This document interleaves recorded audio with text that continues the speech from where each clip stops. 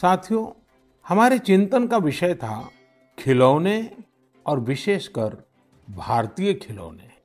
हमने इस बात पर मंथन किया कि भारत के बच्चों को नए नए टॉयज कैसे मिले, भारत टॉय प्रोडक्शन का बहुत बड़ा हब कैसे बने।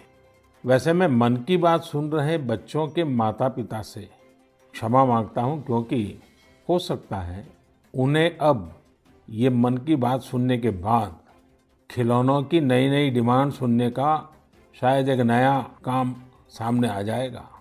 साथियों, खिलौने जहां एक्टिविटी को बढ़ाने वाले होते हैं, तो खिलौने हमारी आकांक्षाओं को भी उड़ान देते हैं। खिलौने केवल मन ही नहीं बहलाते, खिलौने मन बनाते भी हैं और मकसद गढ़ते भी हैं। मैंने कहीं पढ़ा कि खिलौनों के संबंध में गुरुदेव रविंद्रनाथ टैगोर ने कहा था कि बेस्ट टॉय वो होता है जो इनकम्प्लीट हो, ऐसा खिलौना जो अधूरा हो और बच्चे मिलकर खेल खेल में उसे पूरा करें। गुरुदेव टैगोर ने कहा था कि जब वो छोटे थे तो खुद की कल्पना से घर में मिलने वाले सामानों से ही अपने दोस्तों के साथ अपने खिलौने और खेल बनाया करते थे। लेकिन एक दिन बचपन के उन मौज मस्ती भरे पलों में बड़ों का दखल हो गया। हुआ ये था कि उनका एक साथी एक बड़ा और सुंदर सा विदेशी खिलौना लेकर आ गया। खिलौनों को लेकर इतराते हुए अब सब साथी का ध्यान खेल से ज्यादा खिलौने पर रह गया। हर किसी के आकर्षण का केंद्र खेल नहीं रहा, खिलौना बन गया।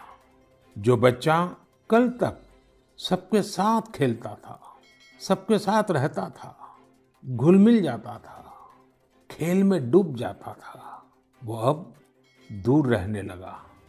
एक तरह से बाकी बच्चों से भेद का भाव उसके मन में बैठ गया। महंगे खिलौने में बनाने के लिए भी कुछ नहीं था, सीखने के लिए भी कुछ नहीं था।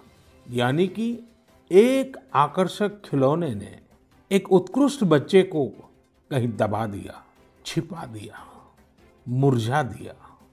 इस खिलौने ने धन का, संपत्ति का, जरा बड़प्पन का प्रदर्शन कर लिया, लेकिन उस बच्चे की क्रिएटिव स्पिरिट को बढ़ने और संवरने से रोक दिया।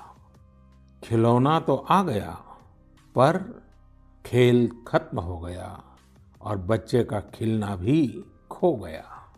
इसलिए गुरुदेव कहते थे कि खिलौने ऐसे होने चाहिए जो बच्चे के बचपन को बाहर लाएं, उसकी क्रिएटिविटी को सामने लाएं।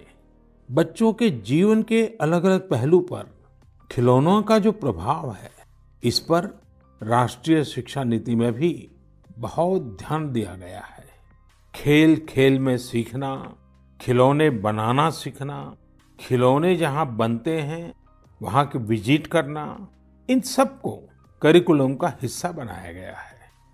साथियों, हमारे देश में लोकल खिलौनों की बहुत समृद्ध परंपरा रही है। कई प्रतिभाशाली और कुशल कारीगर हैं जो अच्छे खिलौने बनाने में महारत रखते हैं। भारत के कुछ क्षेत्र टॉय क्लस्टर्स यानी खिलौने के केंद्र के रूप में भी विकसित हो रहे हैं। जैसे कर्नाटक के रामनगरम में चन्नापटना, आंध्र प्रदेश के कृष्णा में कोंडापल्ली, तमिलनाडु में तंजौर, असम में धुबरी, उत्तर प्रदेश का वाराणसी, कई ऐसे स्थान हैं, कई नाम गिना सकते हैं। आपको ये जानकर आश्चर्य होगा कि global toy industry 7 lakh crore रुपए से भी अधिक की है। 7 लाख करोड़ रुपयों का इतना बड़ा कारोबार, लेकिन भारत का हिस्सा उसमें बहुत कम है। अब आप सोचिए कि जिस राष्ट्र के पास इतनी विरासत हो, परंपरा हो, विविधता हो, युवा आबादी हो, क्या खिलौनों के बाजार में उसकी हिस्सेदारी इतनी कम होनी हमें अच्छा लगेगा क्या? जी नहीं, ये सुनने के बाद आपको भी अच्छा नहीं लगेगा। देखिए साथियों, टॉय इंडस्ट्री बहुत व्यापक है। गृह उद्योग हो, छोटे और लघु उद्योग हो, एमएसएमईज हो, इसके साथ साथ बड़े उद्योग और निजी उद्यमी भी इसके दायरे में आते हैं। इसे आगे बढ़ाने के लिए देश को मिलकर मेहनत करनी होगी। अब जैसे आंध्र प्रदेश के विशाखापट्टनम में श्रीमान सीवी राजू है। उनके गांव के अति कोप्पका टॉयज एक समय में बहुत प्रचलित थे। इनकी खासियत ये थी कि खिलौने लकड़ी से बनते थे और दूसरी बात ये कि इन खिलौनों में आपको कहीं कोई एंगल या कोण नहीं मिलता था। ये खिलौने हर तरफ से राउंड होते थे, इसलिए बच्चों को चोट की भी गुंजाइश नहीं होती थी। सीवी राजू ने एती कोप्पका टॉयज के लिए अब अपने गांव के कारीगरों के साथ मिलकर एक तरह से नया मूवमेंट शुरू कर दिया है। बेहतरीन क्वालिटी के एती कोप्पका टॉयज बनाकर सीवी राजू ने स्थानीय खिलौनों की खोई हुई गरिमा को वापस ला दिया है। खिलौनों के साथ हम दो चीजें कर सकते हैं। अपने गौरवशाली अतीत को अपने जीवन में फिर से उतार सकते हैं और अपने स्वर्णिम भविष्य को भी संवार सकते हैं। मैं अपने स्टार्टअप मित्रों को, हमारे नए उद्यमियों से कहता हूँ, टीम अप फॉर टॉयज। आइए मिलकर खिलौने बनाएं। अब सभी के लिए लोकल खिलौनों के लिए वोकल होने का समय है।